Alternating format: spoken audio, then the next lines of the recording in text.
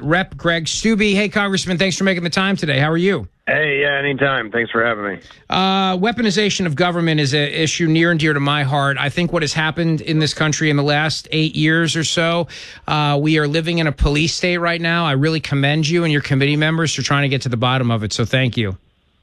Yeah, no, 100%. We've seen the complete weaponization of the federal government under Joe Biden and Kamala Harris. And it's not just the DOJ. We've now seen that FEMA, and I am in a disaster-prone area that has gone through 3 hurricanes in 3 months. And in the state of Florida, you have FEMA workers who are being told by their superiors to avoid white Caucasian men and Trump signs and the complete weaponization and politicization of a department that should be all about helping every American that's been affected by a disaster. And they've even accomplished the feat of weaponizing that. So it's not just the DOJ and the FBI and our justice system and the intel community. It's even FEMA that's skipping homes in the state of Florida because they have Trump signs, and those people aren't getting disaster relief because we have a completely politicized federal government. And it's widespread. I want to play a quick clip for you, Congressman. This is Marty Washington, the whistleblower, who was on Fox News at Night last night, how she's trying to prove the order not to help homes with Trump signs came from above. She's very courageous for speaking out here. Cut 19. The last time that question was posed, I verbally called on all DSA crew leads and specialists that are still active with FEMA and former to come forward and discuss our avoidance policies, our de-escalation policies. Because to be honest with you, we don't just skip I know the highlight here is the Trump campaign signage, but if someone is in another, like an urban community, and it's a different culture and someone feels uncomfortable, we can't go to that home. If you have loose dogs and someone on the team is comfortable with dogs and another person is not, we can't go to that home because of safety precautions. So we're prioritizing the feelings over the FEMA emergency workers over the people that need their assistance, Congressman. It's absolutely outrageous. I've already talked to Chair Jordan. We're on weaponization. I've already talked to Chair Comer. She should come in. We do a depot and we find out all the way up the chain of command who has authorized this. But you know that this is a policy of FEMA because they have their own names for it, their own nomenclature for it.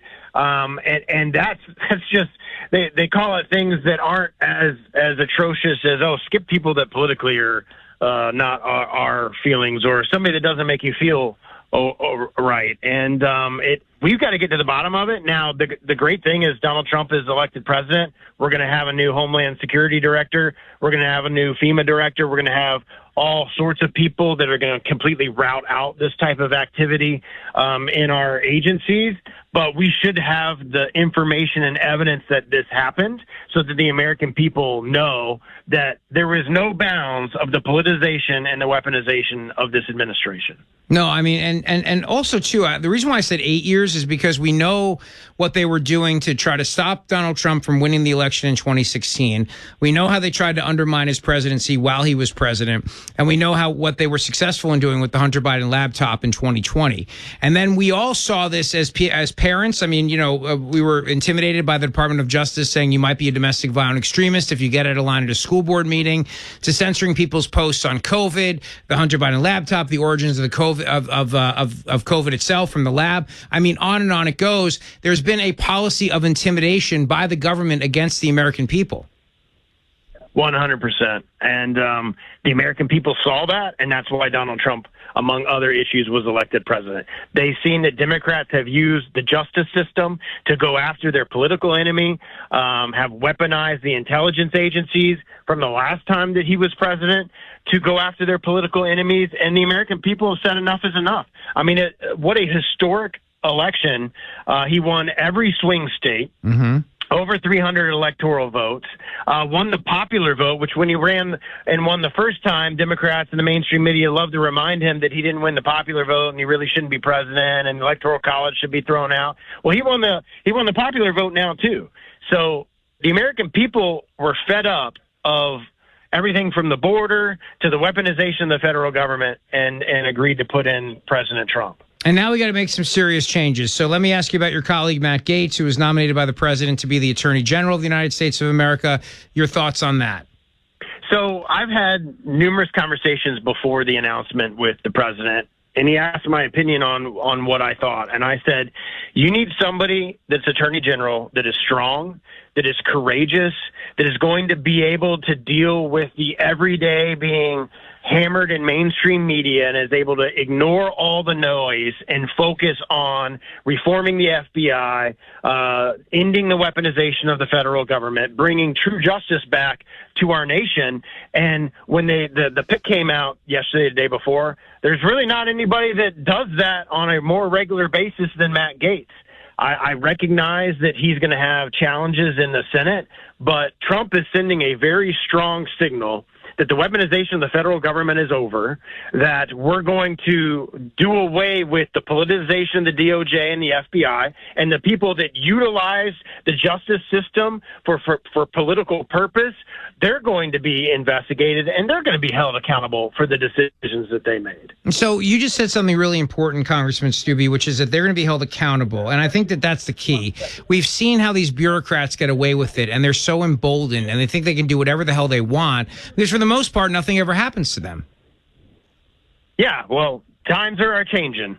And by having somebody in a position like that who's willing to take on the deep state, who's willing to take on all of the horrible things that our intel community, the Justice Department, the FBI have done to Americans over the last several years, even during the Trump administration where they were trying to thwart President Trump's agenda, there's certainly not anybody that's going to light liberals' hairs on fire more than Matt Gaetz. Do you think, Congressman, that there's going to be coordination between the weaponization of government committee that you serve on and also the DOJ committee with Elon Musk and Vivek Ramaswamy? Because I've got a feeling that as we unpeel the layers of this federal leviathan, we're going to find a lot of these agencies and departments have been engaging in this stuff, probably at the micro level. You know, we hear about the big stuff, but do you think you're going to hear some of that on the micro level as well?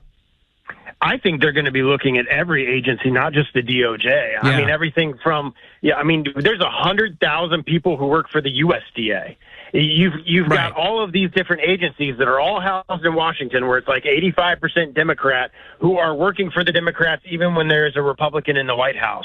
So all of that needs to be looked at. And obviously Elon and Vivek are going to be looking at that, looking at peeling away the people that work in departments that we don't need, peeling away the regulations that are inhibiting Americans from being successful, businesses from being successful. I think we have gotten into a point in American history where our government is going to be revolutionized, a renaissance and a golden age of America is upon us because of the leadership that is going to be under Donald Trump to completely reform the deep state that has completely ingrained itself up here in Washington. Congressman Greg Stubbe, I appreciate it. Last question for you. As part of that, in Pennsylvania, the Amish went big for Donald Trump. A lot of them are tired of the fact that the FDA, for example, at one point raided the farm of a farmer in Amish country because they were selling raw cheese and raw milk. It's stuff like that when you think about the weaponization of government that maybe doesn't make national news, but it's very important to people. And I hope the committee will also address things like that going forward as well. Oh, the FDA, USDA, the Health and Human Services, all your healthcare related stuff, all that stuff is going to get massively repealed, and you're not going to have Donald Trump's DOJ and FBI knocking on Amish people's doors because they're selling raw milk. I can tell you that right now. That's excellent news, fantastic news. I appreciate that. It's a mic drop moment right there. Follow him on Twitter at Rep. Greg Stubbe. Congressman Stubbe, thanks for joining us here on Fox Across America. Appreciate it. Yeah, thank you. Anytime.